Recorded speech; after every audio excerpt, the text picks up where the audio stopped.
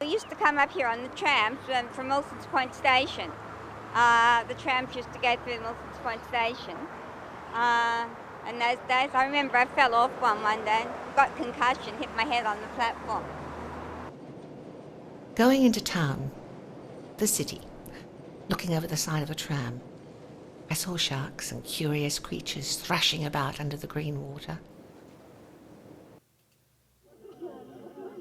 Poor elephant patiently walked around in circles, with the zoo's strange mixture of smells made it such a special occasion. Despite not having a car, we would pack a picnic lunch and off we'd go to Balmoral Beach on Sundays. Towards the end of the tram ride, I would imagine I was on safari.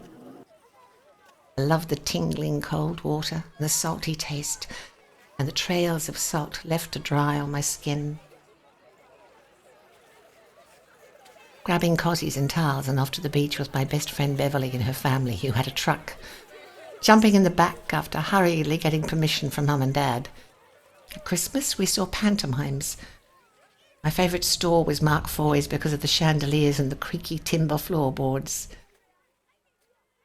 On the corner of Hume Street and Pacific Highway. But back in the 50s, it was a huge vacant block where the circus came to town every December. It was a source of great fun for us kids who could go and see the acrobats and the elephants and the lions. But the grown-ups around the place hated it because the poor circus people didn't have any toilet amenities.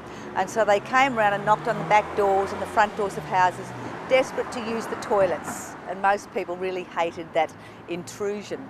But one person who did enjoy the circus coming to town was probably John Hay, whose hay and grain store is here now, at least the remains of it, and because he would have done a roaring trade with the animals that were there at the circus.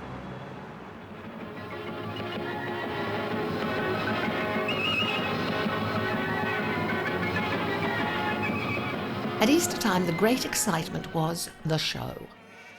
The smell of the farm animals, seeing baby chicks, the parade, the simple bags, tiny jars and samples of food, all the little packets which came in handy for our games of shops. No cheap toys. Darrell Lee made the only Easter eggs. So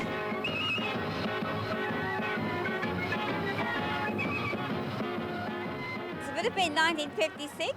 In September, Pauline had her birthday party in the hotel, and all the girls from Loretto were invited up.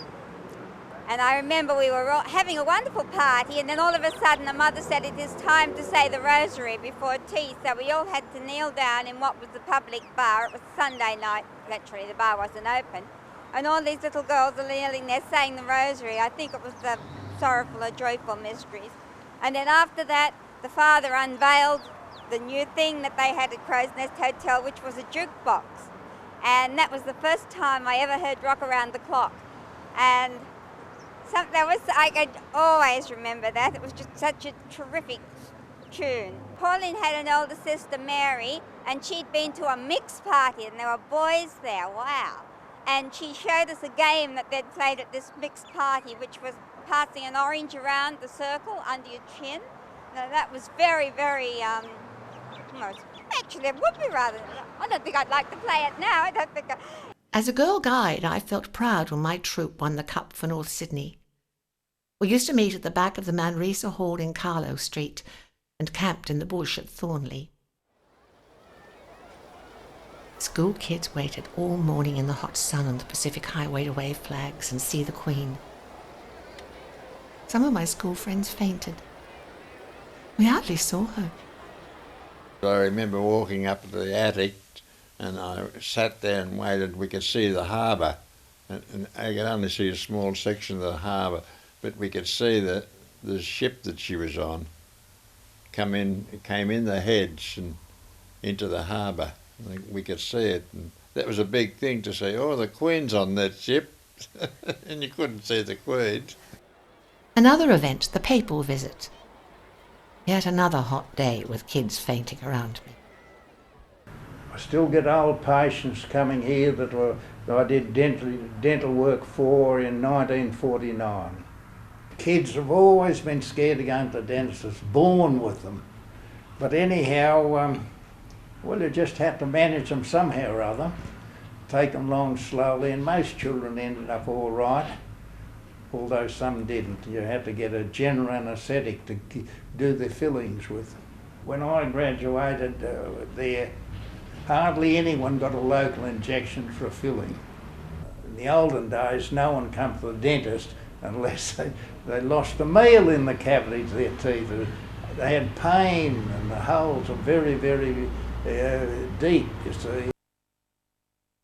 I began high school at Monte St. Angelo College to follow the tradition of mother and aunts. Our family moved to a larger home in Middle Cove. I rarely visited Crow's Nest, except to see my grandmother. Grandfather died in the early 60s, and in the 70s my grandmother died. Mum worked at the Helping Hand Mission in Holterman Street with the present councillor Shirley Collis and Roger Bush. In the 90s, I returned from overseas and noticed big changes in Crow's Nest. Property values had increased, new stores, many more restaurants and cafes. Despite having little money, kids created games, made their own entertainment while parents worked very hard. I still remember the intrigue and excitement of making new discoveries. Whatever the accents, friends, food, or personalities, I developed a curiosity to explore the world and travel. The 50s planted seeds of social change. As the year 2001 comes to a close, I look to my mother, who now lives in a retirement village in Chatswood.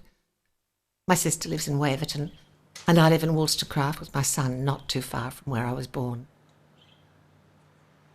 Does this 100-year-old tree hold the memory of my father playing nearby with his brother and sisters? I smiled to myself walking along Myrtle Street. As domestic cleaners in a van search for a parking space, I wonder what my grandmother would have said in this little street, and how it will look in the next 100 years, and how important it is to preserve our changing social history and protect our heritage for future generations.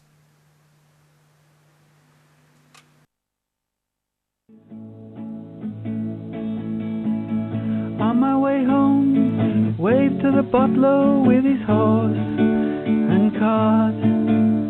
Mama, did you go to Pat's, the butcher and the baker? Then we catch the tram to buy our fish and chips. Crow's Nest in the 50s, Crow's Nest in the 50s. Take my cousins down to Bally for a swim. Feel the salt on my skin in the oven. At the pictures see Hopalong Cassidy.